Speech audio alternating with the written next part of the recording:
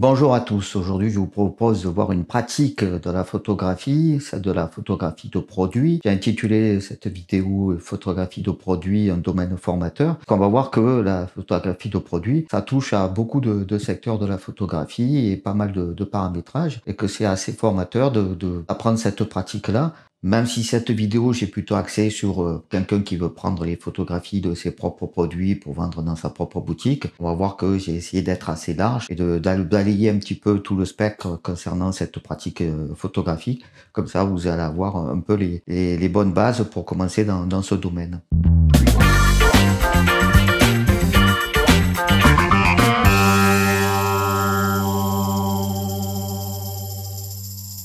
Alors souvent, quand on débute, on va plutôt limiter la photographie de produits dans la photographie, ce qu'on appelle backshot au fond blanc, avec des boîtes de lumière. C'est une pratique assez courante et qui est pas mal quand on débute, parce que vous allez avoir des résultats assez probants assez rapidement. C'est une pratique qui était intéressante. Pourquoi? Parce que c'est donc, comme je disais, assez rapide à faire. Ça demande peu de moyens, il faut juste acheter une bonne boîte de lumière. C'est une pratique peu chère, puisque la boîte de lumière, on en trouve à tous les tarifs. Mettez-y quand même un certain prix pour avoir quand même de la qualité, aussi bien au niveau des lumières, aussi bien au niveau des diffusions et au niveau des parois réfléchissantes. Et le plus important dans le cas qui nous intéresse, c'est que c'est une pratique qu'on peut faire chez soi, parce qu'une boîte de lumière qui peut se démonter en plus la plupart du temps, c'est pas assez peu de place, c'est assez vite mis en place, et donc vous pouvez sortir votre setup, mettre ça en place très rapidement pour prendre vos différents produits. Est-ce que je recommande pour autant cette pratique-là? Non, parce que c'est quelque chose qui va nous donner des photos assez classiques, assez fades, avec peu de volume, même si on peut quand même jouer avec la puissance des lumières pour certaines boîtes et faire des réglages plus ou moins fins, mais c'est quand même quelque chose qui va être assez typé, assez reconnaissable et qui donnera peu de charme à vos photos, qui seront assez banales. Donc, par contre, c'est vrai que c'est une pratique qui est assez rapide à mettre en place.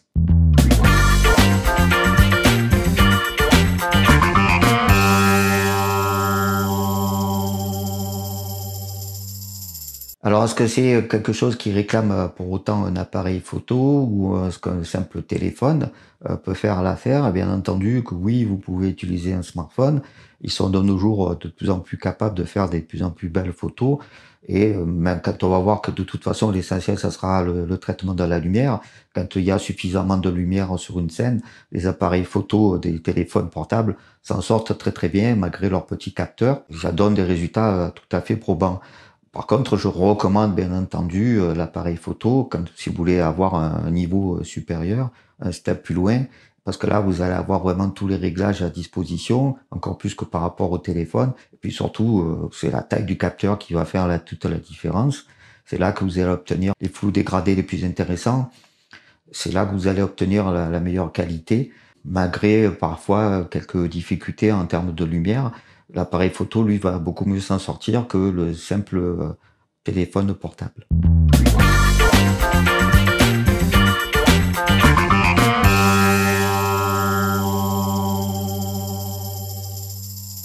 Si on part sur l'appareil photo, quel type d'objectif on a besoin?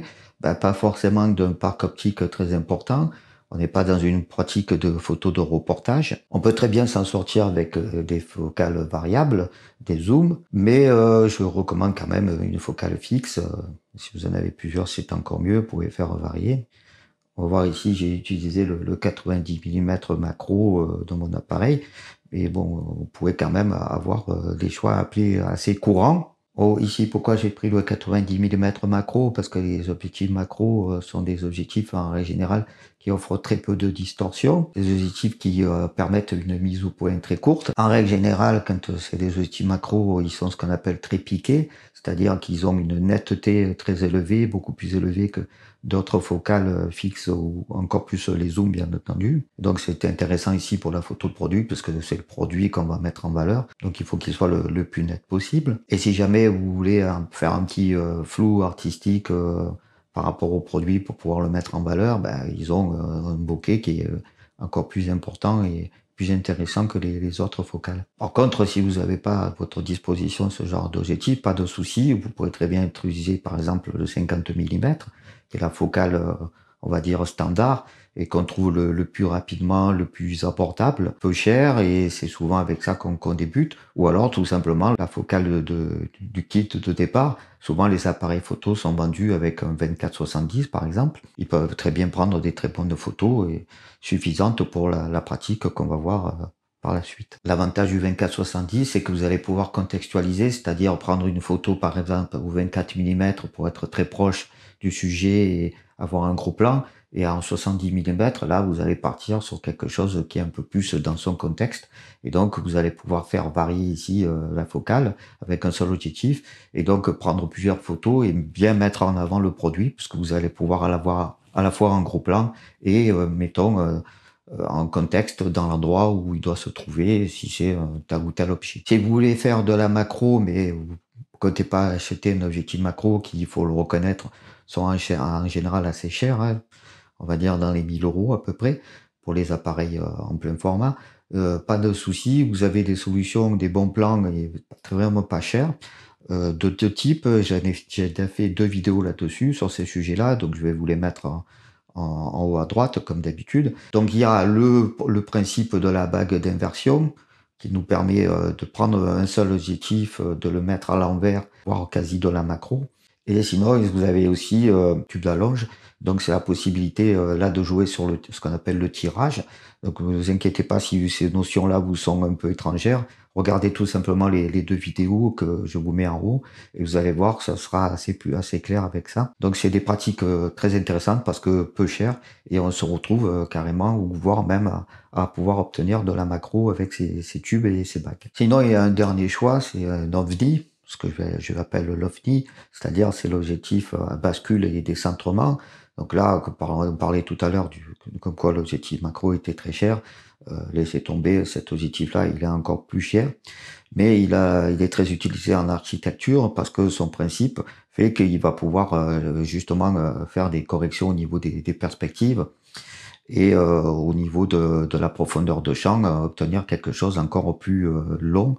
Et donc ça peut être intéressant dans la photographie d'objets également. Je vous le recommande pas forcément vu son tarif. Il y a, comme j'ai expliqué par avant, il y a des solutions plus abordables et qui donnent des résultats tout à fait corrects.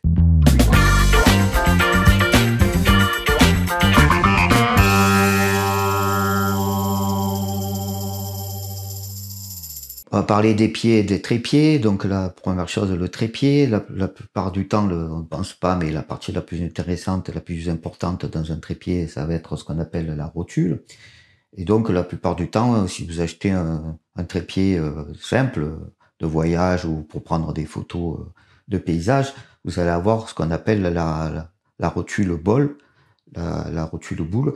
Et donc c'est une simple rotule avec une boule qui me permet de diriger l'appareil photo dans tous les sens et de bloquer. Très pratique dans plein de pratiques photo, mais pas dans la photo de produit. Dans la photo de produit, ce qui est le plus intéressant, c'est les rotules micrométriques. Alors qu'est-ce qu'une rotule micrométrique? En fait, c'est la possibilité de faire varier les 3 axes de façon micrométrique, comme son nom l'indique, et donc de pouvoir rester donc soit à l'assiette, de pouvoir avancer, reculer, etc., de façon très précise. Et on va voir dans une des pratiques qui concerne les photos de produits en quoi c'est intéressant d'avoir ce type de rotule. Pour ma part, j'en ai pas, donc j'ai juste une rotule vidéo. Ça se présente sous cette forme-là. C'est aussi la possibilité de faire varier donc les axes. Donc ici, on va voir cet axe-là. Ici, on va pouvoir garder l'assiette et faire tourner dans ce sens-là. Et donc, vous avez aussi cet axe-là pour faire comme ça. Donc, l'avantage là, c'est que si jamais vous voulez, si vous voulez vous pencher un peu plus et garder le niveau, vous pouvez en jouant que sur cet axe-là, et vous avez des niveaux à bulles qui vous permettent de savoir où vous en êtes au niveau de l'assiette. Donc c'est un pied aller par rapport à une rotule micrométrique, mais bon, ça peut être un choix aussi si vous faites de la vidéo en même temps. Donc vous allez voir que vous allez pouvoir faire du panorama. Et donc c'est intéressant aussi par rapport à la photo de paysage. Si vous voulez prendre tout un paysage avec plusieurs photos que vous allez reconstituer, ça vous permet de garder un des axes ou 2 axes pendant que vous mettez le troisième libre. Rassurez-vous, on s'en sort très bien même sans ces équipements-là. C'est juste que vous allez être moins dans le confort, et ça va être un peu plus compliqué de garder une cohérence. Si vous prenez plusieurs produits et que vous voulez garder exactement le même setup, le même habillage, ben là, vous allez avoir des difficultés, c'est-à-dire que vous pouvez changer les produits, mais le moindre mouvement, etc., sera compliqué de revenir dans la position dans laquelle vous y étiez. Alors qu'avec une rotule micrométrique, effectivement, là, on a les paramètres qui nous permettent de revenir à quasiment l'identique. Pour le reste du trépied, bien entendu, il faut quelque chose de stable, de solide. Là, c'est juste mon trépied de voyage. Le mieux, ça serait d'avoir un trépied où vous avez les jambes qui sont contraintes. L'avantage, c'est que vous allez pouvoir comme ça jouer sur cet axe-là sans difficulté, sans bouger les trois autres pieds, parce qu'ils vont être contraints ensemble sur les jambes. Donc on voit que le trépied, c'est vraiment quelque chose qui va être très différent en fonction de la photo que l'on veut faire. Ce trépied-là, il est très pratique parce que comme les jambes ne sont pas contraintes, vous allez pouvoir les positionner vraiment n'importe comment et donc vous épousez la forme sur le terrain. Alors que là, dans la photographie de produit, au contraire, c'est quelque chose qu'on va chercher, cette rigidité, pour pouvoir avoir quelque chose qui est plus stable et qui va nous permettre d'avoir encore une fois, une cohérence au niveau des différentes photographies si vous faites de toute une série. Ce qui est important aussi, c'est pour ces trépieds au niveau des photos de produits, quand vous les prenez très stables, très solides, souvent ils sont équipés d'un crochet tout en bas qui permettent de lester encore plus le trépied, de mettre quelque chose de lourd, d'accrocher quelque chose de lourd, ce qui va faire que ça va rester encore plus stable. Sur le thème des trépieds, je vais pas aller plus loin parce que il y a beaucoup de choix et ça va dépendre de votre pratique in fine par rapport à l'endroit où vous vous trouvez. Si c'est pratique de mettre un trépied, un pied lumière, quelque chose de différent, vous pouvez très bien partir sur le principe d'accrocher par le haut également, hein. Il existe différentes solutions. Et ça, j'ai consacré une vidéo sur les trépieds. Donc comme d'habitude, je vous la place en haut à droite pour que vous puissiez vous y référer et voir si c'est un domaine que vous connaissez pas encore. J'ai un peu balayé le sujet dans une vidéo.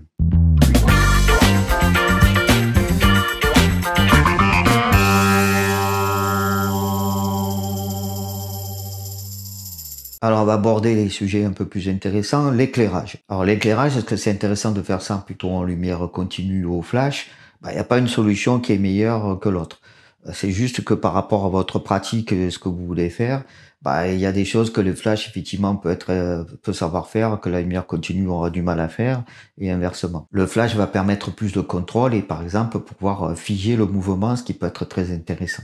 Alors, quel type de flash, si vous voulez opter par cette solution de lumière artificielle avec les flashs, là, vous avez plusieurs possibilités. Vous avez ce qu'on appelle les flashs Cobra, de cette forme-là. Donc, c'est les flashs qu'on peut mettre à la fois sur l'appareil photo par rapport à la grille de flash, ou alors vous pouvez le déporter, le mettre sur un pied, ce qui peut être encore plus intéressant, parce que là, vous allez pouvoir déplacer votre lumière et ne plus être contraint à la position de l'appareil photo. Et c'est là que vous allez pouvoir le mieux jouer au niveau de la lumière. Les Flash Cobra sont intéressants en termes de compacité, mais ils ont une lumière qui est quand même assez faible. Et puis surtout, vous avez une zone de lumière qui est très petite. Et on va voir que ça aura son impact par rapport à ce qu'on appelle la lumière dure ou douce. Et donc c'est quand même quelque chose qui va être limité en puissance et en dureté au niveau de la lumière. C'est pour ça qu'il existe aussi les flashs de studio, dits de studio. Donc ils sont de deux types. On va les compacts. Les compacts, c'est que tout est à l'intérieur au niveau du bloc du flash. Ça va se positionner donc sur un pied de lumière et donc et pour pouvoir encore une fois pouvoir jouer autour, positionner à l'endroit où c'est le plus intéressant. Et ça va être c'est dit compact parce que tout est à l'intérieur, aussi bien l'alimentation que la lampe en elle-même. Ce qui est intéressant, c'est que vous allez pas avoir une lampe témoin, donc qui va être une lumière continue, et qu'on va avoir la puissance du flash qui va être beaucoup plus importante que pour un flash Cobra. Et donc vous avez à peu près tous les niveaux au niveau de ces flashs-là en termes de puissance. Donc c'est plus intéressant si vous partez sur le principe d'un flash, mais vous pouvez très bien vous en sortir avec un simple flash Cobra pour commencer. Et troisième et dernier type, donc toujours dans les flash studio, les flashs avec les générateurs, c'est-à-dire que là où on a la partie alimentation qui est déportée, qui est sur un autre bloc, qui va être au sol en règle générale.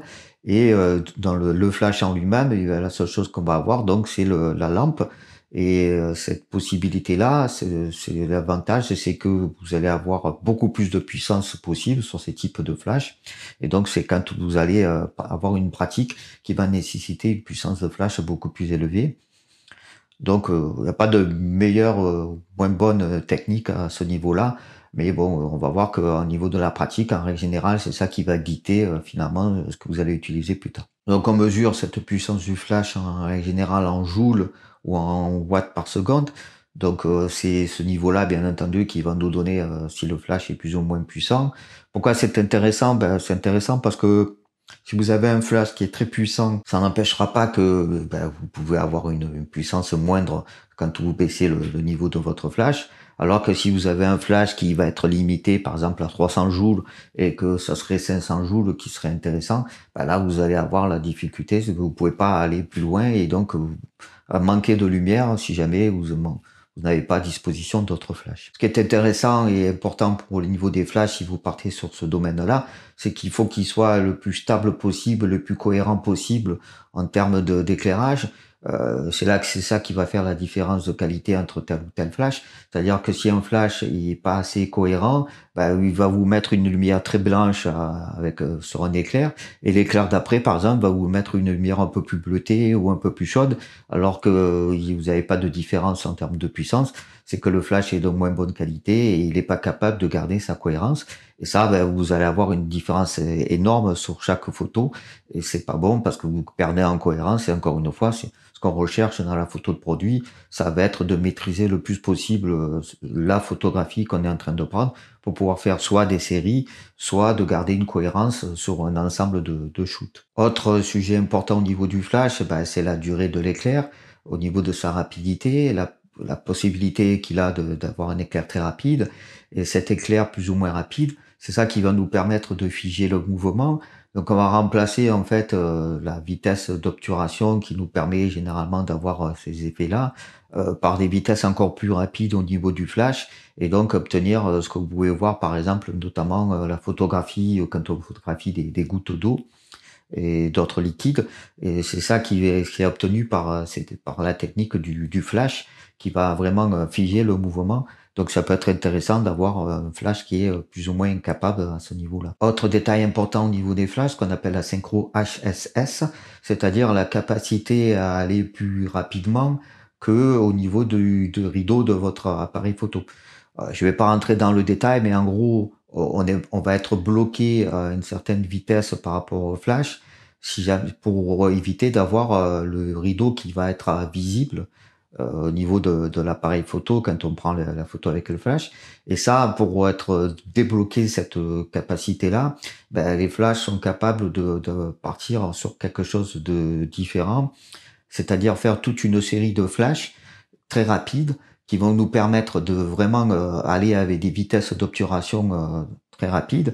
Et donc là, on est dans un domaine où on va pouvoir, encore une fois, partir sur des vitesses très très rapides, alors que sinon on serait bloqué par exemple à un 200e, 250e de seconde, si jamais on ne pouvait que respecter la vitesse de synchro flash. Enfin, dernier détail et pas des moindres, c'est la capacité et la vitesse à laquelle se recharge votre flash. Si votre flash est capable de recharger très rapidement, vous allez pouvoir enchaîner assez vite les photos, alors que si jamais il a une vitesse de recharge assez longue, bon, quand on dit longue, bien entendu, c'est quand même quelque chose d'assez rapide, hein, ça prend pas plusieurs secondes, là vous allez avoir une difficulté, c'est-à-dire que vous allez devoir attendre entre chaque prise, et c'est un peu dommage parce que ça va vous limiter dans la capacité.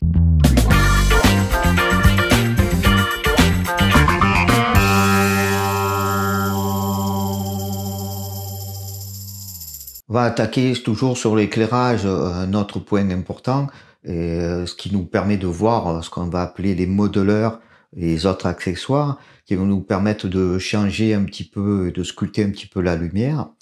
Et pourquoi c'est intéressant ce domaine-là? Parce qu'en fait, la lumière, déjà, on va la séparer par rapport à sa qualité. On dit qu'elle peut être dure ou douce. Qu'est-ce que ça veut dire, ça? Ça veut dire qu'en fait, Si vous prenez la lumière du soleil, par exemple, à midi, ben, ça va vous faire une lumière très dure, à savoir que les ombres vont être très marquées. Et donc, vous allez avoir passage entre le côté sombre et le côté très éclairé qui est très net. Ça se voit ça, évidemment très vite sur les visages et c'est assez disgracieux. Alors que si vous avez une lumière douce, c'est-à-dire un passage entre l'ombre et la lumière qui est très dégradé, voire presque inexistant si vous arrivez à adoucir très nettement les ombres, ben là vous allez retenir quelque chose de plus agréable à l'œil et même dans la photographie de produit, même si là ça a l'air de parler de la photographie de portrait, ça peut être très intéressant parce que ben, on va voir que c'est pour donner du volume à l'objet. Il va falloir savoir jouer avec la lumière pour pouvoir jouer sur les ombres et sur ces côtés clairs et sombres. Et donc, vous allez avoir nécessairement à jouer sur le côté lumière dure ou lumière douce. Ça va même être un parti pris de faire de la lumière dure sur l'objet, si c'est ça qui est intéressant pour le mettre en valeur. Là, le sujet de la lumière étant un sujet quand même très complexe, je vais pas vous faire dans cette vidéo tout un cours là-dessus parce que ça serait beaucoup plus long. Et donc je vais vous renvoyer vers la vidéo qui se trouve en haut à droite, qui va vous parler de ce sujet-là, mais je vous la conseille fortement parce que si vous êtes vraiment débutant en la matière, c'est des notions qui sont très importantes pour la suite de cette vidéo. Ensuite, il y a ce qu'on appelle la lumière spéculaire, c'est-à-dire qu'on va voir souvent au niveau de, par exemple, si on reprend la photographie de portrait, par rapport à la lumière qui peut toucher un endroit précis au niveau du visage et qui va être beaucoup plus forte à cet endroit-là. Et donc cette lumière-là, on parle de la spécularité de la lumière, bah, ça peut être quelque chose, encore une fois, soit de volontaire et d'intéressant, soit de disgracieux et à éliminer. Et ça va être compliqué de le faire en post-production, même si c'est possible. Donc c'est toujours intéressant de pouvoir le traiter avant ça, avant de partir sur ces prises de vue et de savoir jouer et gérer la spécularité de la lumière. Comme c'est sur des sujets, comme je disais, assez vastes, je vais vous renvoyer vers 2 autres vidéos. Je vous mets les liens tout en haut. C'est la possibilité de sculpter les visages, les objets, ce que vous prenez en photo. Et c'est là qu'on va rentrer dans la créativité et c'est ça qui est le plus intéressant dans le domaine qui nous intéresse ici, la photographie de produit, parce que c'est comme ça qu'on va mettre en valeur l'objet, c'est comme ça qu'on va le rendre plus intéressant, c'est comme ça qu'on reste pas dans la photo 2D assez plate, mais sans être dans la 3D, qu'on commence à sculpter et à avoir du volume et à rendre l'objet plus ou moins intéressant. J'avais déjà fait il y a quelques années une vidéo sur ce sujet-là, sur l'éclairage en 3 points d'un produit. Donc même si la vidéo a déjà quelques mois, quelques années, je peux vous quand même vous renvoyer vers elle parce que c'est intéressant de voir un petit peu comment on peut procéder avec plusieurs éclairages. Et on verra peut-être pas forcément ça aujourd'hui. C'est pour ça que je vous garde cette vidéo-là sous le coude pour que vous puissiez avoir encore des informations complémentaires. Alors, il y a pas mal de modeleurs et d'accessoires. On va pas tous les voir, on va pas tous les passer en revue. Je vais en parler de quelques-uns parce que ça peut être intéressant de les connaître. Mais là, vous rentrez vraiment dans le domaine où, là, vous devenez un peu plus professionnel déjà et vous savez déjà un peu plus maîtriser la lumière. Dans un premier temps, je vous conseille de partir sur quelque chose de simple. On va voir que c'est quand même un domaine dans lequel on peut bricoler et faire les choses par soi-même. Mais sinon, il existe effectivement, notamment sur les lumières de studio, la possibilité de mettre des modeleurs, des accessoires qui sont prévus et qui ont différentes possibilités. On a ce qu'on appelle le bol réflecteur. Donc le bol réflecteur, va faire 2 choses, c'est-à-dire qu'il va déjà agrandir la lumière. Quand le faisceau de la lumière, il va sortir d'un bol plutôt que de la zone toute petite au niveau de notre flash. Donc il va déjà, en agrandissant la lumière, on a vu que ça va avoir un impact sur la lumière dure et douce. Donc il va adoucir déjà un petit peu.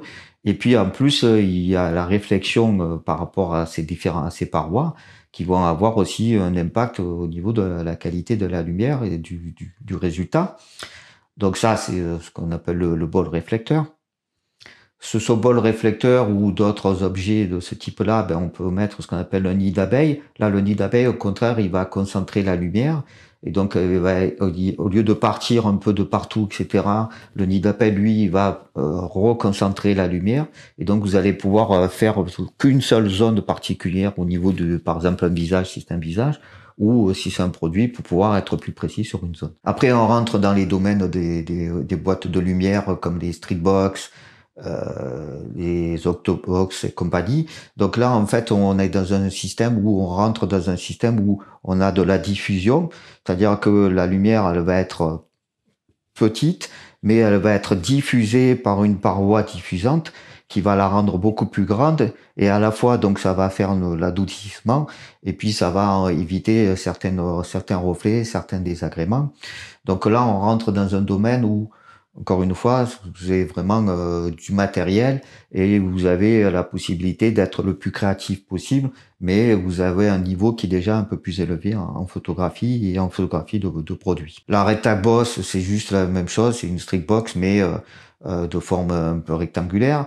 La Streetbox, ça va être vraiment très très très peu large, et donc vous allez pouvoir décliner ou voilà, pouvoir faire quelque chose de très très très court en termes de lumière qui va nous permettre de vraiment sculpter et mettre par exemple une frange en valeur ou sur l'objet pour pouvoir faire qu'à certains volumes, qu'à certains endroits les mettre en valeur. Un objet dont on se servirait plutôt en photographie de portrait mais qui peut être très très simple pour nous, il y a aussi le bol beauté. J'y passe pas trop de temps dessus parce que encore une fois, chaque objet est vraiment spécifique et ça prendrait trop de temps dans cette vidéo. Ensuite, on a donc tout ce qui est du domaine de la diffusion. On a déjà vu avec les Streetbox et Rectabox, etc. Mais vous pouvez avoir des simples panneaux de diffusion.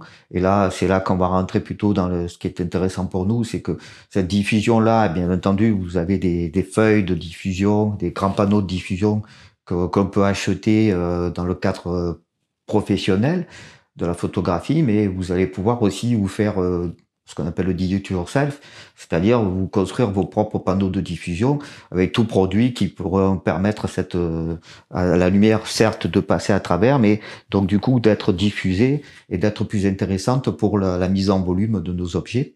Donc papier calque, tout équipement qui permettent comme ça de faire diffuser une partie de la lumière. Autre objet qu'on peut trouver aussi en photographie de produits, c'est la polarisation. La polarisation, c'est quoi? C'est un objet, un filtre polarisant. En fait, c'est un filtre qui peut se tourner comme ça et qui va nous permettre de laisser plus ou moins de lumière pénétrer. Et donc la possibilité comme ça va être de pouvoir enlever les reflets. Et vous allez avoir sur certains objets la difficulté d'avoir des reflets qui peuvent être désagréables et ne pas mettre en valeur le produit. Donc un filtre polarisant peut vous permettre de couper ces reflets. Attention, les filtres polarisants, ça n'a pas là, forcément de capacité sur tout type de reflets, notamment sur le métal, ça fonctionne très très mal. Autre accessoire tout bête auquel on pense pas forcément, mais qui donne quelque chose de très intéressant en photographie de produit, ben, les miroirs, tout ce qui est miroir. Vous pouvez vous en servir comme socle. Donc le produit va se reproduire dedans, se réfléchir dedans. Et donc vous allez pouvoir avoir sans artifice au niveau Photoshop ou autre la possibilité de faire comme ça des produits qui se réfléchissent. C'est quelque chose de très intéressant. Et puis vous pouvez aussi vous en servir pour quelque chose qui paraît pas évident comme ça au départ, pour quand on est débutant, mais pour pouvoir réfléchir une lumière. Et donc, si vous avez qu'un seul flash, par exemple, bah, vous avez la possibilité de mettre un miroir en face de ce flash-là, qui va reproduire la lumière du flash d'une certaine façon, et ça peut être intéressant pour pouvoir jouer, pour pouvoir rajouter des lumières supplémentaires sur votre scène. Autre accessoire, ce qu'on appelle les couples flux. Bah, un couple flux, typiquement, c'est quelque chose qui va justement en faire en sorte que le flux soit plus directionnel, où il n'y ait pas de fuite de lumière sur un côté par exemple, parce que par exemple si vous prenez un objet et que vous avez un décor qui fait que si vous avez un mur qui est coloré, qui risque de renvoyer de lumière avec une certaine couleur et ça va impacter votre scène, vous avez la possibilité de mettre des coupes flux pour que la lumière qui vient de ce côté du mur n'arrive pas jusqu'à votre objet et ça va vous changer complètement la nature de votre photo. Donc c'est quelque chose d'important auquel il faut penser.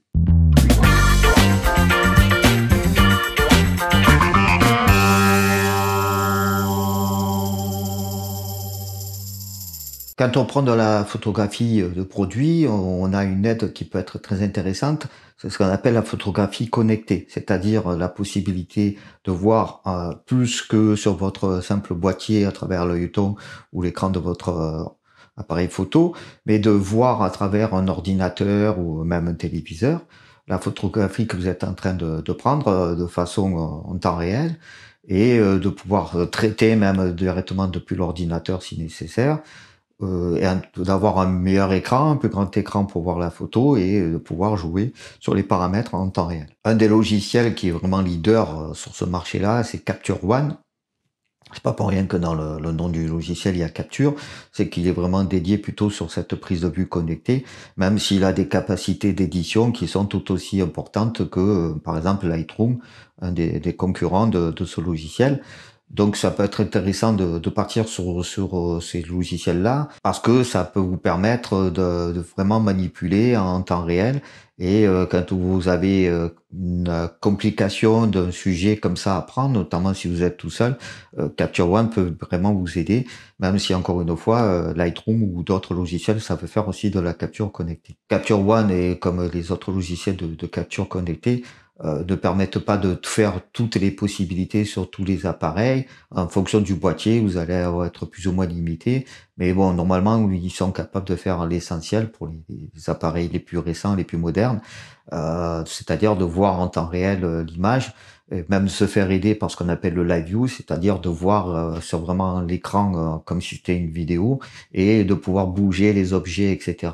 et de voir tout de suite en temps réel ce que ça donne, y compris au niveau de la lumière, si vous êtes en lumière continue ou si vous utilisez les lampes témoins des flashs, et donc voir assez rapidement ce que ça va donner.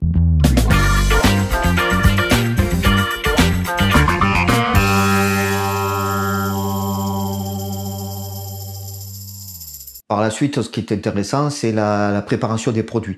Ce qui veut dire par là, c'est ce qu'il faut préparer le produit pour s'éviter tout ce qui va être compliqué à faire en post-prod. C'est-à-dire que la première des choses, nettoyer à fond votre produit, de façon à ce qu'il y ait le moins d'impuretés, le moins de poussière, ce qui va être compliqué à enlever en post-prod, même si c'est possible, et qui va vous demander donc moins de travail après coup.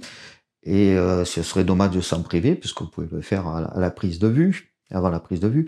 Et ce travail-là, c'est aussi prendre en compte tout ce qui est l'environnement pour éviter donc les lumières parasites et autres. Encore une fois, tout ce qui va être compliqué après à traiter, à enlever, à corriger en post-prod. Le plus simple, c'est d'utiliser des gants déjà pour pouvoir avoir le moins d'impact possible sur l'objet et après l'avoir complètement nettoyé. Après le nettoyage, ça va dépendre de l'objet que vous avez à prendre en photo.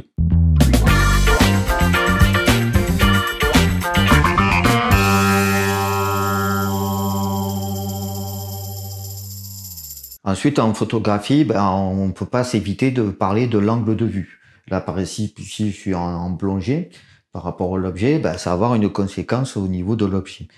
La contre-plongée, le fait de prendre la photographie, l'appareil de plus bas que l'objet et d'autres dans ce sens-là, ça va avoir une conséquence, c'est que le sujet est dominant.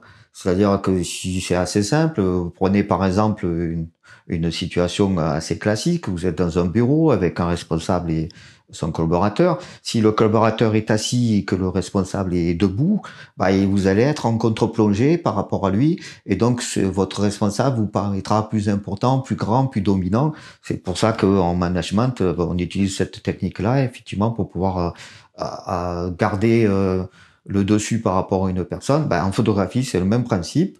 Puis de toute façon, c'est assez simple, vous le voyez assez vite par rapport à l'angle. Vous voyez que ça vous donne une apparence plus importante. Donc ça agrandit le produit, ce qui peut être un parti pris et intéressant selon le produit. Par exemple, si c'est une bouteille, ça vous donne une bouteille qui est beaucoup plus longue, beaucoup plus importante et qui prendra de la place sur la photo. Par contre, attention, ça provoque des déformations forcément, parce que c'est pas l'angle de vue le plus naturel possible. Après, vous avez la prise de vue à niveau. de niveau. Donc là, c'est quand vous avez l'appareil photo qui est à peu près au même niveau que votre produit. Et donc là, c'est la façon assez classique, la plus classique possible. Ça, il n'y a pas de déformation. C'est ce qu'on va retrouver notamment, comme je disais au tout début, sur la photographie packshot avec les boîtes de lumière. On va souvent être de niveau. Et là, bon, ben, c'est simple, intéressant, mais on va dire peut-être un peu trop classique. Après, vous avez donc la plongée, donc comme on est ici. Là, c'est intéressant. Le sujet, lui, par contre, là, il est dominé. Donc, alors, si vous reprenez l'analogie que je faisais avec le responsable et avec le collaborateur, ben, ça veut dire que le responsable, lui, il domine par rapport au collaborateur, ne serait-ce que par sa position en hauteur. Et donc, c'est intéressant, mais ça va avoir un petit peu les mêmes déformations, les mêmes défauts que pour la contre-plongée, mais dans l'autre sens. C'est-à-dire que ça va aplatir au lieu d'agrandir. Donc votre objet va être écrasé. C'est pas forcément ce qu'on veut. Par contre, ça peut être intéressant si le support en lui-même sur lequel est positionné l'objet est intéressant. Ben là, vous allez utiliser cette technique-là parce que vous allez pouvoir justement mettre en valeur aussi le support. Et c'est notamment quand on parlait au niveau des reflets. Si vous mettez un miroir et qu'il y a du reflet en dessous, ben, si vous n'utilisez pas la plongée, vous allez avoir du mal à voir le reflet. Et ce serait un peu dommage d'avoir provoqué naturellement ce reflet-là et de ne pas l'avoir pris après en prise de vue. Et puis pour finir, ben, vous avez carrément la vue par-dessus, quand la photo est carrément à la verticale. Donc là, c'est le même principe que la plongée, mais vous écrasez encore plus l'objet. C'est très intéressant également quand le support est intéressant là-dessus.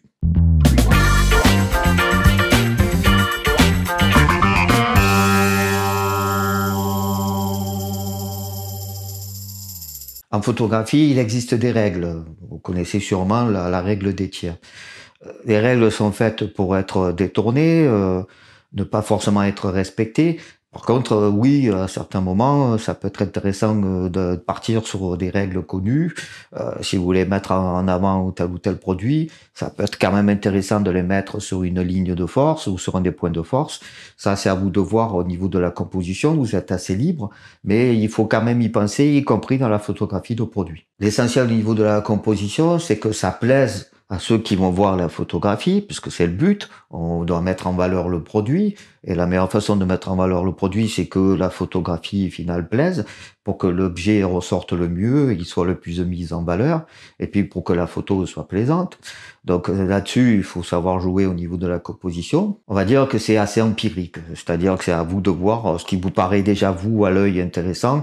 Bah, si ça vous plaît, c'est que normalement, ça devrait plaire aussi au grand nombre.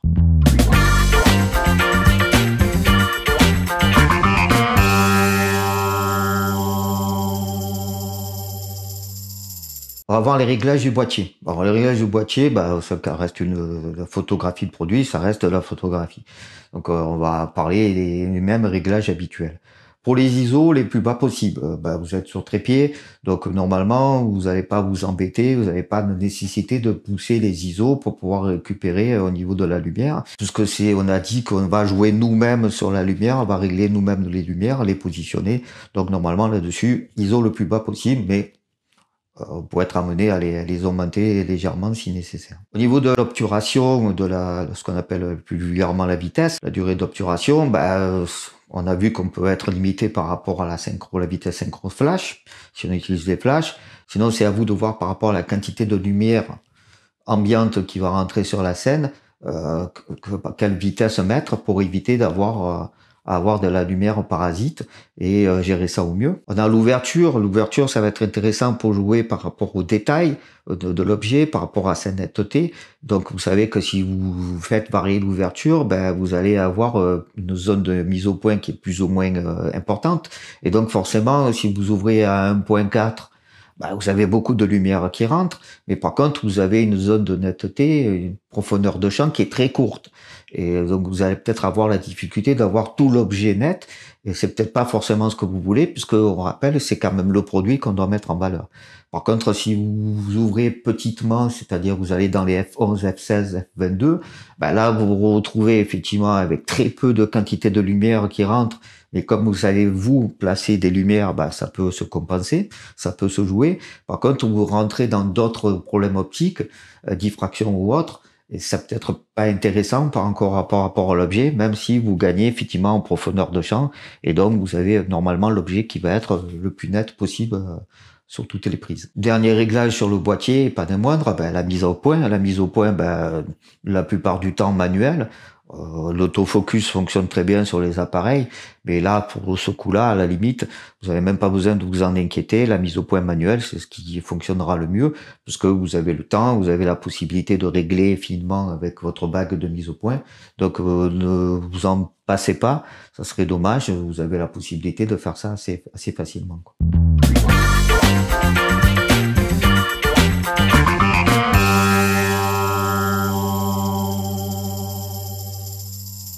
Autre point important, ben, c'est l'exposition. Encore une fois, quelle est la meilleure exposition possible? Ça, encore une fois, c'est à vous de voir par rapport à la scène, par rapport à la quantité de vos lumières que vous voulez mettre dans votre scène.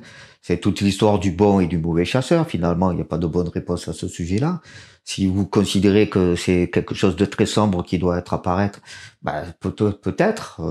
Après, ça peut être un peu compliqué parce que si c'est le produit que vous mettez en valeur et qu'il est très sombre, si les personnes ont du mal à le voir, à le détailler, ça peut être compliqué. C'est pas non plus très bon d'être très surexposé, d'avoir vraiment perte de détail cette fois-ci quand vous avez trop de lumière.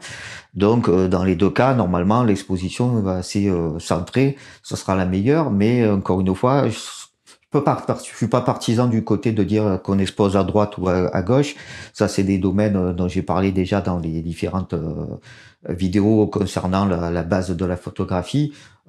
Exposer à droite, par exemple, c'est, on veut dire qu'on expose pour les hautes lumières et qu'on a la capacité, tant que c'est pas cramé, de redescendre un petit peu, de baisser ces hautes lumières, de façon à avoir le plus de détails possible, parce que quand on expose à gauche, qu'on expose pour les basses lumières, ben, quand on essaye de faire remonter après la luminosité, ce qu'on appelle déboucher les ombres, là, on fait remonter du bruit et c'est pas très, très joli. Voilà. Donc, par contre, si vous êtes en possibilité, et comme vous êtes sur trépied, essayez de faire l'exposition qui sera la plus adéquate par rapport à votre créativité et à ce que vous pensez être le mieux pour mettre le produit en avant.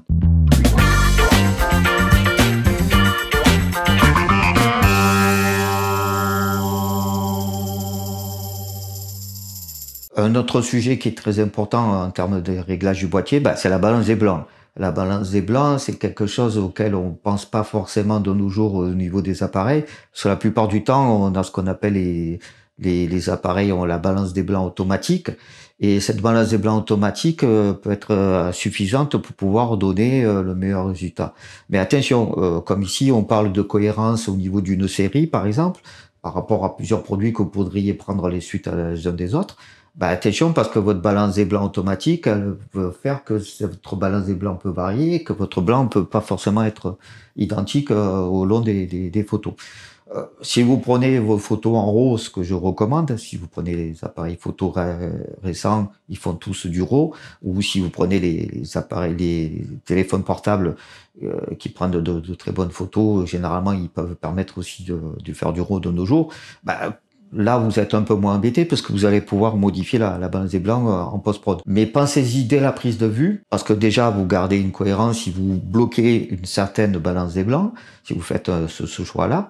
Et en plus, vous allez avoir moins de difficultés après au traitement. Au sujet de la balance des blancs, attention aux lumières que vous mettez en place et aux couleurs qu'elles vont apporter, parce que vous allez risquer de complexifier après le traitement. Ben, si vous avez une lumière flash très très blanche et puis vous avez une lumière mettons artificielle à côté jaune qui va changer complètement la nature de la lumière, vous allez avoir deux lumières qui sont contradictoires.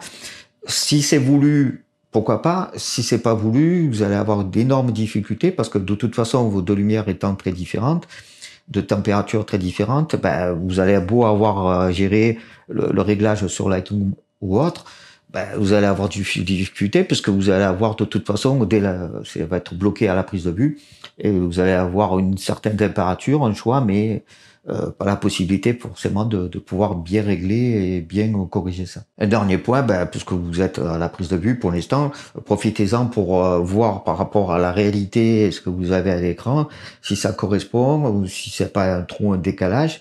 Ça vous permet encore une fois d'avoir plus de latitude et d'être dès le départ plus correct, sans nécessité de faire des corrections en post-prod.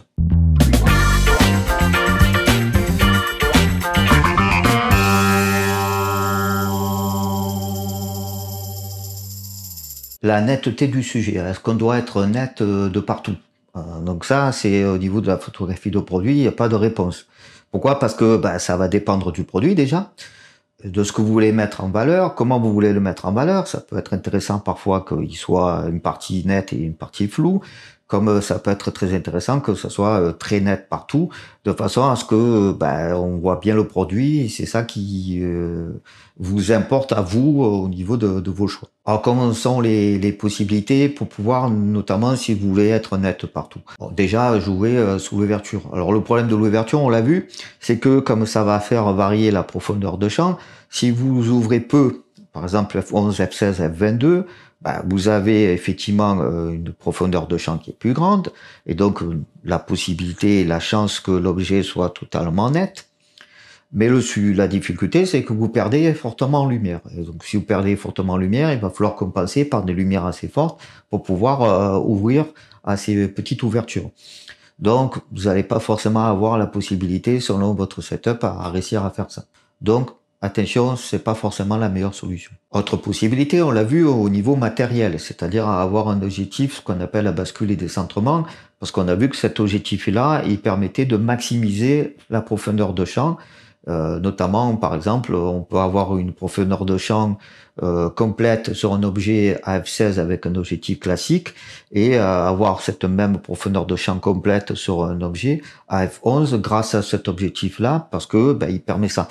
Alors là, la difficulté, vous comprenez, c'est le budget qui est nécessaire pour avoir ce type d'objectif. Peut-être pas partir sur cette solution-là. Et troisième et dernière solution, ce qu'on appelle le focus stacking. Le focus stacking, c'est prendre plusieurs photos avec des degrés de netteté différentes. C'est-à-dire que vous allez avoir, par exemple, le début de l'objet qui est net et le reste qui est flou. Vous allez aller légèrement avancer votre mise au point, donc ça va être la partie centrale de l'objet qui est nette. Et puis le début et pas la fin. Et puis vous allez encore avancer la mise au point, ça va être que la fin qui va être nette et pas le début et le milieu. Et par contre, sur ordinateur, vous allez prendre ces trois photos et pouvoir reconstituer l'objet. Alors, bien entendu, en général, ça se fait pas avec seulement trois photos. Ça se fait avec beaucoup plus de photos. Voilà, le principe, c'est, pour vous l'expliquer rapidement, c'est ça, c'est-à-dire prendre plusieurs photos avec des mises au point différentes pour que sur ordinateur, ce soit reconstitué et qu'on ait la mise au point nette du début à la fin. Comme le sujet du focus stacking, c'est un sujet assez complexe, je vais pas vous l'expliquer dans cette vidéo-là, mais bien entendu, même principe que habituellement, je vais vous mettre la vidéo que j'avais tournée il y a quelque temps sur le sujet, qui va vous permettre de voir quelles sont les possibilités et ce qui est intéressant dans cette technique.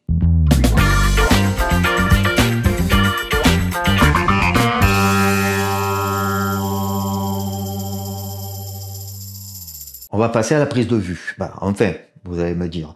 Donc, on va prendre l'objet. Donc, prendre l'objet, ça veut dire déjà enlever la stabilisation au niveau de l'objectif. Votre objectif peut être stabilisé. Les appareils, les boîtiers eux-mêmes peuvent être stabilisés. Couper la stabilisation des deux. Pourquoi? Parce que comme vous êtes sur trépied et que rien ne bouge, que tout est stable, si vous laissez l'appareil décider au niveau de la stabilisation et l'objectif, eux, ils risquent de se tromper et de provoquer eux-mêmes des mouvements qui vont rendre votre photo moins nette. Et ça serait un peu dommage d'avoir une photo peu nette alors qu'on est sur trépied. Ensuite, pensez à la zone de mise au point. Donc, comme on l'a vu tout à l'heure, est-ce que vous êtes net partout ou pas? Si vous n'êtes pas net partout, si vous voulez avoir qu'une mise au point nette sur un seul endroit, c'est là que vous avez votre partie pris créatif, artistique et au niveau de votre produit, comment il va être le mieux pris en prise de vue. Si on prend la macro par exemple, si on prend un insecte, qu'est-ce qui est intéressant, si vous avez les antennes de l'insecte qui sont nettes et pas le reste, en général c'est pareil ici.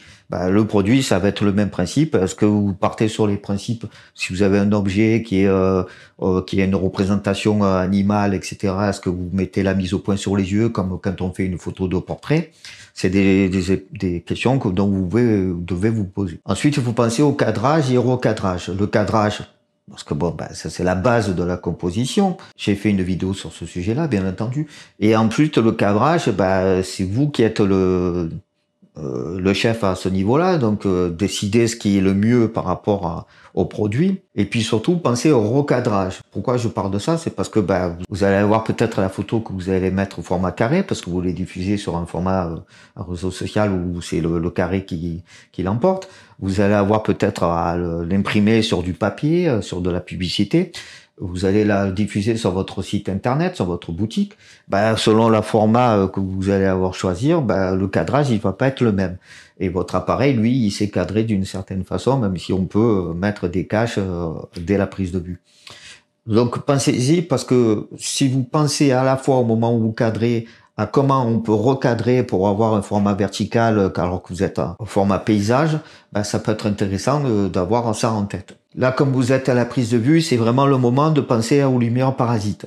Parce qu'encore une fois, ça va être très compliqué après de gérer ça en post-prod. Pas forcément très compliqué, mais en tout cas, ça va vous demander du travail supplémentaire.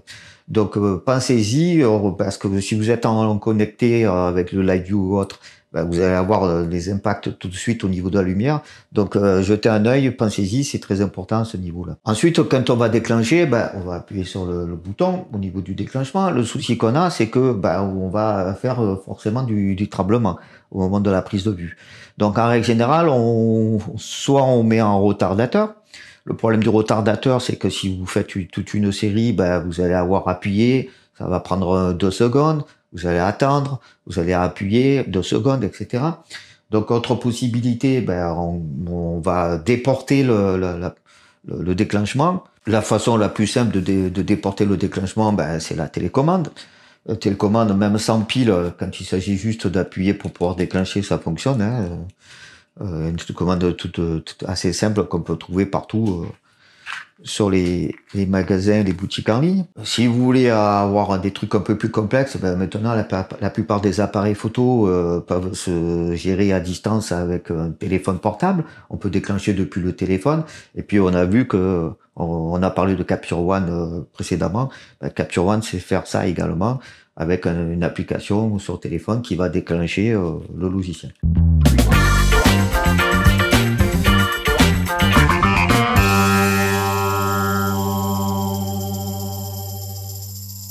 Dans la photographie de produit, ce qui est un domaine qu'on ne trouve pas forcément ailleurs, notamment au niveau du portrait où le modèle va beaucoup bouger, c'est qu'il est intéressant de garder les positions, c'est-à-dire de savoir exactement où on place le trépied, l'appareil photo, etc., par rapport à l'angle, par rapport à l'objet, où il est positionné, etc.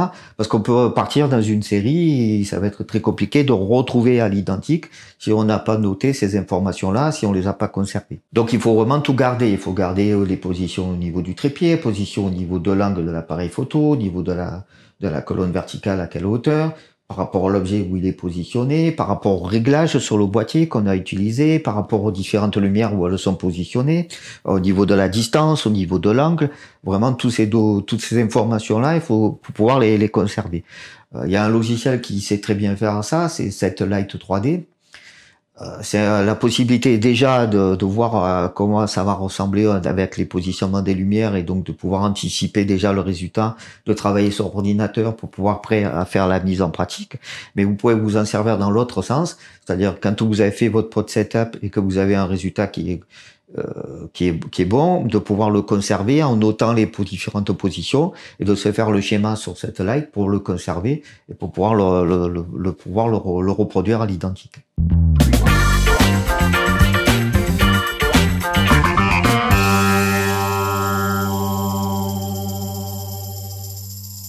Après, au niveau de le positionnement de la lumière, parce que c'est quand même un des sujets les plus importants en photographie de produit, bah, on va reparler de cette Light 3D. Donc, comme je disais, vous pouvez vous en servir à terme d'information, de mémoire de comment étaient positionnés les objets, mais vous pouvez vous en servir dans l'autre sens qui est encore plus intéressant, c'est-à-dire d'anticiper, de positionner, de voir par rapport aux lumières, parce que c'est assez réaliste. Si vous le faites avec les photos de portraits, vous allez voir, c'est assez parlant, mais vous pouvez très bien vous en servir aussi pour de l'objet. Ben, vous allez voir que vous allez vraiment anticiper comment va être le résultat au niveau des lumières, nonobstant les petites différences au niveau du setup final qui est forcément différent parce que vous avez pas forcément les mêmes paramétrages, la même ambiance au niveau du studio, au niveau de l'endroit où vous vous trouvez et surtout si vous faites ça chez vous. Et puis surtout, ça permet de revoir un peu les bases, c'est-à-dire au niveau de la lumière, on a vu dans les vidéos précédentes là que je vous ai mis tout en haut à droite, que ben il fallait savoir ce que c'était qu'une key light, une backlight, une fill light, etc. Et que ces notions-là au niveau des positionnements des lumières, cette Light 3D, il vous permet vraiment de pouvoir agir là-dessus, d'avoir en tête ce que c'est, quel effet il va avoir au niveau de l'objet, et si on va utiliser une lumière arrière pour pouvoir le sortir par rapport au fond, etc. Ou conséquence au niveau de la lumière qui peut transpercer l'objet s'il est transparent. Donc ça va être intéressant d'avoir ça à pouvoir travailler de façon schématique avant de le faire sur place.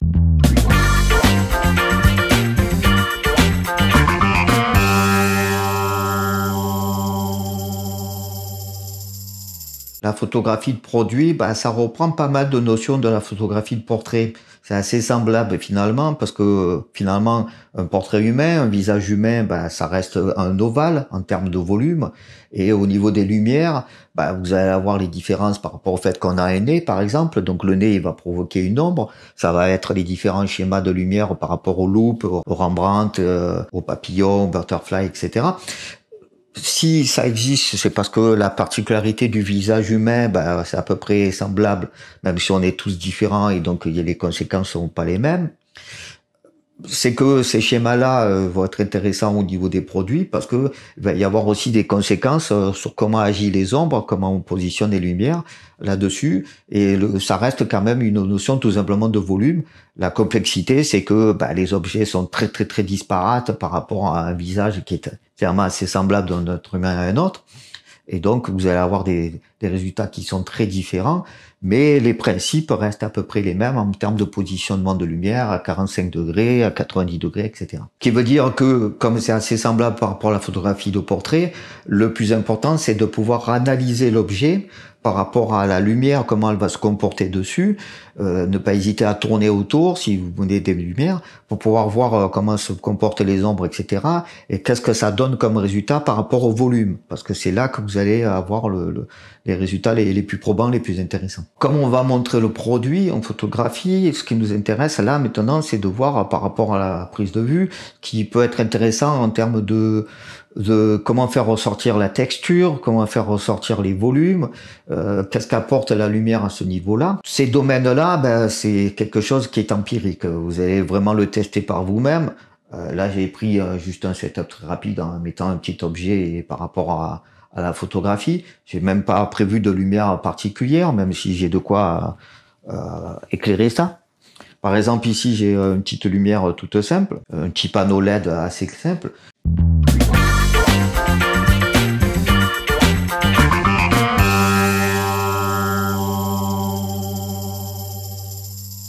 Donc je vais mettre en vidéo sur l'appareil pour vous montrer un petit peu. Donc je vais prendre cette simple petite lumière. Donc là déjà au niveau de l'objet, vous avez la lumière du jour qui arrive ici par la fenêtre, de ce côté.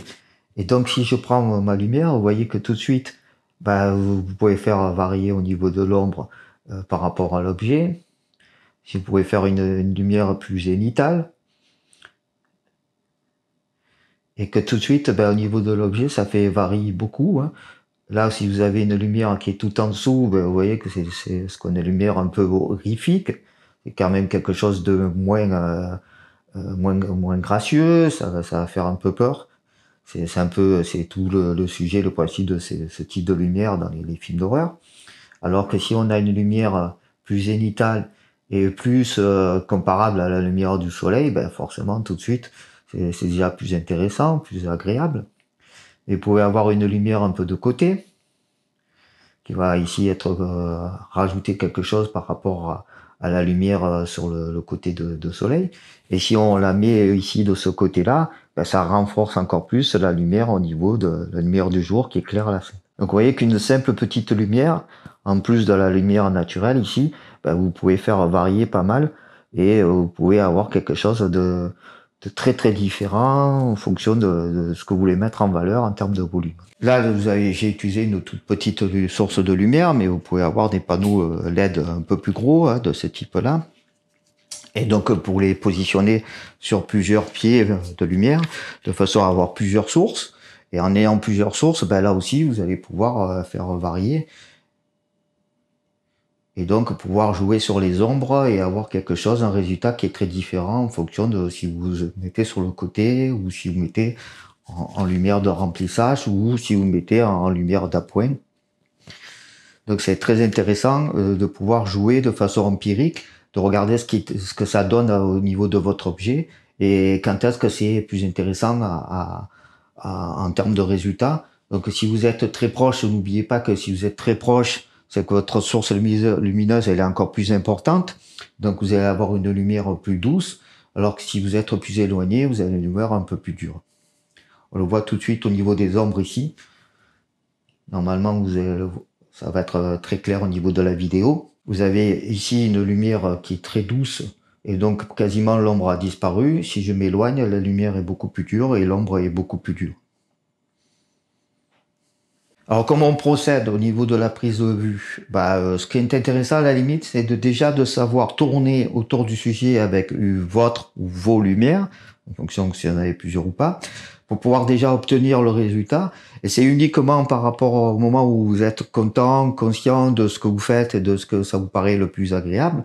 Là, vous mettez sur pied vos lumières, ou encore vous pouvez encore un petit peu les modifier, mais n'oubliez pas de jouer comme ça au niveau de tourner autour. C'est là que vous obtiendrez les meilleurs résultats, parce que même si intellectuellement vous pouvez anticiper ce que ça va donner, c'est jamais que en voyant de façon empirique ce que ça donne réellement que vous vous dites ah oui, c'est comme ça que ça va être le plus intéressant. Après, quels accessoires utiliser? Je dirais ce que vous avez hein, tout simplement hein, à votre disposition. Si vous avez ce qu'on a vu tout à l'heure, bol beauté, bol réflecteur, streetbox et compagnie, vous utilisez ça.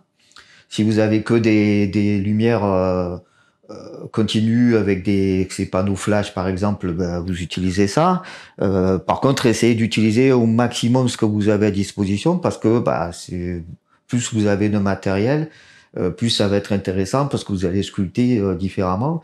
Cette lumière là par exemple, ça va pouvoir tenir quelque chose en supplément de la lumière naturelle, mais vous pouvez aussi décider que finalement vous pouvez renforcer aussi l'autre côté en mettant un panneau réflecteur, quelque chose qui renvoie aussi de la lumière.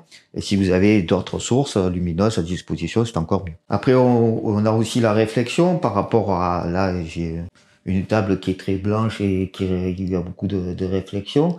Ça peut être intéressant au niveau du résultat de voir ce que ça peut donner par rapport à ça. Et donc toujours pareil, de façon un peu empirique, mais vous pouvez aussi un peu anticiper ce que ça va donner si vous travaillez sur cette Light 3D ou sur de façon à vos propres habitudes et connaissances des matériaux.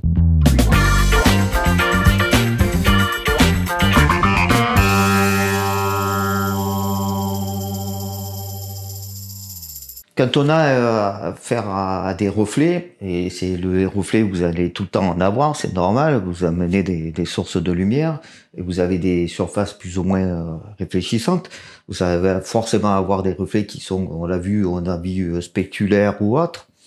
Et donc au niveau de ça, il va falloir savoir jouer un petit peu au niveau de la diffusion, mettre en place des éléments qui vont rendre cette lumière moins spéculaire, plus diffuse, et pouvoir avoir de différents accessoires pour pouvoir travailler ça. Donc les diffuseurs les plus simples, ça va être les éléments que vous allez avoir à disposition chez vous, papier calque ou autre. Le fait que les murs soient de couleur ou pas va avoir aussi un impact. N'oublie pas que si la lumière touche un élément, par exemple un mur rouge, bah, ça va vous renvoyer une couleur rouge sur votre scène. C'est pas forcément ce que vous voulez. Vous voulez, c'est pas apporter une couleur rouge sur un objet qui n'est pas de cette couleur-là. Ça peut induire en erreur par rapport à la photo finale et n'oubliez pas qu'on est dans la photographie de produit, donc faut quand même être un peu rigoureux sur le résultat final, même si on a sa part de créativité, parce que ça peut être désiré, ça peut être pour un effet artistique, mais bon, faut pas non plus trop trahir le produit, parce que si on le met en vente, faut quand même que ça reste quand même cohérent. Là, j'ai par exemple un réflecteur assez classique qu'on trouve dans le commerce. C'est-à-dire que ici, donc là, c'est la partie noire, on va couper la lumière. Hein, rappelez-vous, on parlait tout à l'heure des coupe-flux, ça peut être aussi une solution. Si je mets forcément ici mon réflecteur, ben, vous voyez, j'ai complètement coupé la lumière, je l'enlève, hop, la lumière naturelle revient. Si je mets cette partie-là de ce côté-là, ben, j'ai fait un apport de lumière que j'ai pas en temps normal. Ça se voit assez nettement là sur la vidéo.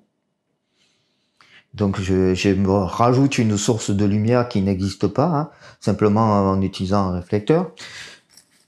Et ce qui est pratique dans ces systèmes-là tout en un, c'est que vous avez même la possibilité d'avoir la partie diffusante à l'intérieur. Et donc cette fois-ci, vous avez votre lumière qui peut être diffusée. Donc si je reprends ma source de lumière naturelle, ben, au lieu qu'elle soit complètement libre, ici je la diffuse à travers mon diffuseur et ça me change forcément la nature de la lumière. Vous voyez, instantanément, là la lumière est assez dure, c'est la lumière du soleil. Et là, ici, j'ai coupé, certes en luminosité, une partie de la lumière, mais j'ai pas d'ombre, rien de disgracieux. Donc je change complètement la nature de la lumière.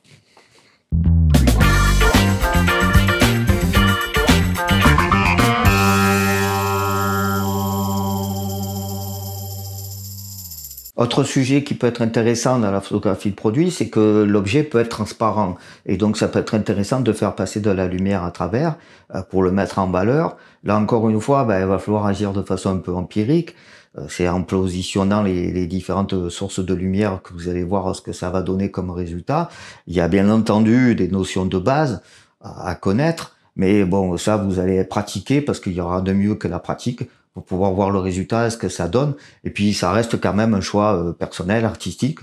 Donc, c'est à vous de décider ce qui va être intéressant à ce domaine-là. Par contre, comme je disais, ben, il y a des notions évidentes, c'est-à-dire que si vous mettez de la lumière à travers l'objet et par derrière, par exemple, pour pouvoir traverser, ben, vous allez vous être confronté au fait que vous allez vous retrouver avec l'objectif qui va capter cette lumière. Et donc, vous allez avoir ce qu'on appelle du flair. Donc ça, c'est pas forcément l'idéal. Ça peut être intéressant en photo de paysage, de portrait ou autre, de point de vue artistique. Mais au point de vue photo de produit, en général, c'est pas bon. Pourquoi? Parce que on a une perte de contraste, on a une perte des contours de l'objet. Et ça, c'est inintéressant en photo de produit parce que justement, nous, on veut quand même que le sujet soit un peu contrasté, que l'objet soit un peu visible. Et donc, ça peut dénaturer et être moins intéressant. Donc, il faut le combattre. Donc, il faut savoir aussi mettre de la lumière à travers, mais sans créer ces phénomènes de flair et de perte de contraste et de contour. Donc, ça reprend un peu toutes les notions qu'on a vues jusqu'à présent au niveau de comment on traite la lumière, si elle est diffusée, si elle est dure, etc. Et aussi, un domaine dont j'ai assez peu parlé, mais qui est toujours dans ce sujet-là, c'est au niveau des gélatines, c'est-à-dire mettre des gélatines de couleur au niveau de nos flashs, que ce soit les Cobra ou Studio, ça existe dans les deux domaines, et qui vont changer donc la couleur de la lumière, la température, et que ça va nous donner quelque chose qui peut être artistique, certes, mais qui va, encore une fois, avoir un impact sur l'objet, sur le produit, donc à utiliser avec parcimonie.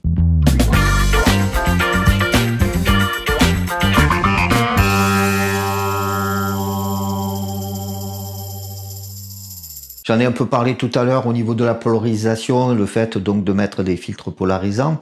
Attention, ben, ça peut couper les reflets, mais ça fonctionne pas partout, ça fonctionne pas avec les métaux en général. Ça entraîne une perte d'intensité lumineuse, donc c'est à prendre en compte au niveau de votre setup quand vous mettez la puissance de vos flashs, de vos lumières. Mais ça peut être aussi très important et avoir un impact fort selon le type d'objet, parce que si c'est des objets où il y a beaucoup de réflexion possible et ces reflets, il faut savoir les couper parce que bah c'est pas forcément ce qu'on veut, parce que on met moins en valeur l'objet. Je vais prendre un exemple tout bête. Quand vous êtes à une photo au niveau des personnes à l'intérieur d'une voiture, si vous prenez à travers les vitres de la voiture, en général, vous allez voir peu la personne. Un filtre polarisant sera capable de remettre les personnes plus en perspective, plus en contraste. Mais si vous ne savez pas l'utiliser ou vous l'utilisez à mal escient, vous allez avoir des résultats qui sont médiocres.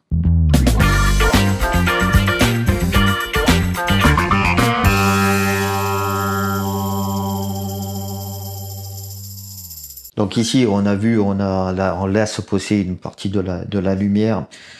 Ça va être intéressant parce que ça va la diffuser. Et ici, on a la partie, donc on a à la fois la partie qui nous permet d'avoir une partie qui nous permet de rééclairer, puisque vous allez rajouter, vous allez avoir par réflexion la lumière qui va se remettre sur le produit dans l'autre sens. La partie noire pour couper la lumière. Et à l'intérieur, vous avez encore la possibilité d'avoir pas la partie argentée, mais la partie dorée. Donc cette fois-ci, vous rajoutez une lumière plus chaude. Attention, forcément, vous avez un impact fort au niveau de l'objet. Donc à faire attention quand vous l'utilisez, à savoir ce que vous faites, si vous voulez rajouter un peu de cette lumière dorée ou pas sur l'objet. C'est intéressant, pourquoi? Parce que ça vous rajoute des sources de lumineuses que vous n'avez pas forcément. Hein. Donc si vous n'avez pas plusieurs flashs à disposition, plusieurs lumières continues, un simple réflecteur peut vous permettre d'en renvoyer pas mal de lumière et de déboucher les ombres d'un côté si jamais vous utilisez cette technique. On reste dans le domaine des effets créatifs et dans le côté asymétrique ou symétrique. À savoir que vous avez la possibilité d'avoir des lumières qui sont assez symétriques ou pas, et de jouer au niveau de la position de l'objet de façon symétrique ou pas. Donc, toutes les possibilités sont libres.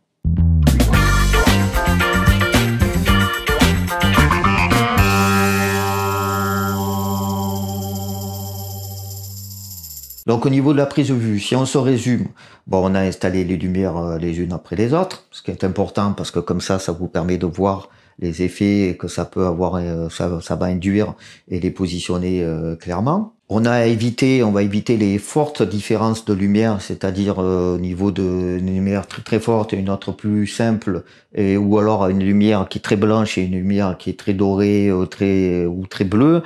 Ça va avoir un impact, donc on va éviter d'avoir cette forte différence, même s'il faut savoir jouer en termes de puissance d'un côté ou de l'autre, comme pour la photographie de portrait. On a surveillé les lumières parasites, parce que ça c'est très difficile après à corriger en post-prod, et tant qu'on on surveille tout ce qu'il faut à la prise de vue. Il faut vraiment tester au niveau de la scène, parce que c'est là que ça va se faire, c'est que à la prise de vue, et après ce sera trop tard. Donc il faut se laisser toutes les chances possibles, il faut vraiment faire varier les lumières, positionnement de l'objet, etc. C'est là que ça se joue. Dans la photographie de produit, il faut être inventif, il faut être créatif. J'allais dire tant mieux quelque part, parce que si c'est vous-même qui vous faites vos propres produits, c'est que normalement vous êtes dans la créativité. C'est que vous êtes un artiste ou artisan. Donc pensez-y, justement la photographie c'est aussi une palette de votre propre créativité normalement qui doit s'exprimer. On peut y arriver avec peu de moyens finalement. Vous avez vu depuis tout à l'heure, je joue avec quelques accessoires, mais ils sont assez peu nombreux. J'ai moi-même peu d'équipement, je n'ai pas de bol beauté, bol réflecteur, etc. J'ai pas de flash de studio, mais vous avez vu qu'on peut s'en sortir avec très peu d'éléments, puisque c'est votre propre créativité Et même en faisant du do it yourself, vous pouvez vous programmer, vous fabriquer des équipements qui vont pouvoir jouer sur cette mise au point. Je dirais qu'il faut se laisser s'influencer et connaître les tendances de ce milieu-là. Regardez au niveau des sites comme Pinterest ou autres, ce qui se fait en termes de produits comparables aux vôtres, parce que ça peut être intéressant, ça peut vous influencer, ça peut vous donner une direction, même si, encore une fois, il faut y mettre du vôtre dans le résultat final. Il faut savoir donc mettre en fait ces influences et du vôtre dans votre produit final, parce que finalement l'essentiel est gratuit, c'est vous-même ce que vous apportez en termes de créativité qui va faire le petit plus, qui va mettre un peu plus en valeur le produit par rapport à un concurrent par exemple. La technique, les produits, le matériel, ce qu'on utilise finalement, c'est pas le plus important. Le plus important dans la photographie, c'est vous.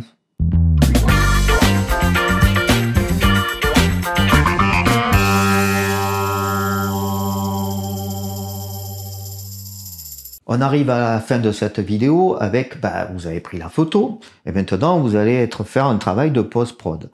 Ce travail de post-prod, il faut le faire parce que même si vous avez pris le soin le plus important, et je le répète, c'est la prise de vue qui doit vraiment guider le résultat final, et pas faire une photo à la va-vite et puis essayer de faire quelque chose en post-prod, essayer de retravailler tout ça. Ça reste, la post-prod reste un travail à part entière. Ça va être un travail qui est plus ou moins important pour vous. Si vous sentez pas de faire de la post-prod très importante, mettez le paquet au niveau de la prise de vue pour que finalement, la photo qui va sortir de votre appareil, c'est la photo finale, celle que vous allez mettre en ligne.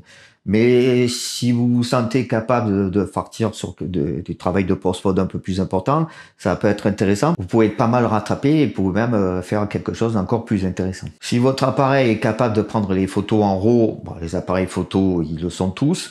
Les smartphones un peu moins, mais bon, maintenant les plus récents le font également. Prenez la photo en RAW parce que c'est là que vous allez avoir le plus de latitude pour pouvoir faire les modifications en post-prod. Si jamais vous avez pris une photo et qu'elle vous paraît très très bonne, mais vous voyez qu'il y a encore des impuretés, des traces de poussière et autres, c'est là que vous allez avoir le travail de post-prod au niveau du nettoyage à faire. C'est quand même quelque chose d'intéressant. On peut retravailler les ombres et les lumières par ce qu'on appelle la technique du dodge and burn. Et donc ça, vous avez pas mal de vidéos qui traitent sur le sujet. C'est savoir éclaircir au niveau des ombres ou assombrir les ombres et inversement. Et ça va être quelque chose qui peut être intéressant à faire pour redonner encore plus de volume quand vous voyez que finalement au niveau du traitement de la lumière, c'était pas parfait. Quand vous faites le traitement de post-prod, un truc très bête et très simple auquel on passe pas forcément, c'est penser à la distance de regard, c'est-à-dire à comment on va voir la photo finalement diffusée. Si elle est diffusée en tout petit au niveau de votre boutique, c'est pas la même chose que quand vous la voyez vous en gros plan, quand vous zoomez dessus pour pouvoir faire le nettoyage. Donc ne nettoyez pas par exemple les traces de poussière ou autre, parce que finalement vous allez la diffuser en tout petit, c'est quelque chose qui va être invisible. Donc pensez à cette distance de regard par rapport au produit final. Le travail de post-prod, on a vu, c'est du nettoyage, c'est du dodge and burn, c'est aussi savoir mettre en valeur certaines zones, certaines textures, et donc savoir retravailler aussi un petit peu outre les lumières, de renforcer un peu la saturation ou autre sur certains endroits. C'est de se dire avant de déclarer que la photo est terminée, où est-ce qu'on va mettre l'accent. Et pour finir, je dirais peut-être le plus important, quand on prend un produit de photo de produit, finalement, c'est d'être assez réaliste dans le résultat final. Si votre produit il est rouge, vert, bleu, il faut qu'il apparaisse vraiment rouge, vert, bleu et avec les mêmes teintes de couleurs. Alors pas quasi à l'identique parce que selon les écrans, ça va apparaître différemment pour les uns et pour les autres. Mais si vous avez un écran qui est calibré, c'est-à-dire qui est assez fidèle à ce que vous avez vous en réalité dans le machin, essayez de faire en sorte que quand vous faites la post-prod, que vous vraiment corrigez les petites différences au niveau des couleurs pour que ça soit assez comparable à ce qu'on avait dans la réalité. Vous avez des domaines qui sont ultra importants. Si vous avez par exemple du vin blanc, du vin rosé, du rouge, il faut que ça apparaisse vraiment comme du vin blanc, du vin rosé ou du vin rouge. Alors que pour certains produits, éventuellement, vous vous dites c'est pas très important, mais n'oubliez pas qu'après c'est un produit qui est vendu. Et le client, il faut qu'à l'arrivée, la photo elle soit vraiment assez proche de la réalité pour que le client ne se sente pas floué dans le produit qu'il va obtenir. Voilà, je pense qu'on a fait le tour sur cette longue vidéo sur la photographie de produits, mais ça me semblait intéressant de voir un petit peu tout le spectre qui était capable de voir à ce niveau-là. Et donc, comme je reprenais au tout début, bah, pour moi, c'est la photographie de produits, c'est un domaine qui est assez formateur parce que ça touche à pas mal de notions en photographie. Donc, c'était intéressant de voir ça ensemble. Je vous dis à bientôt sur Juste une mise au point.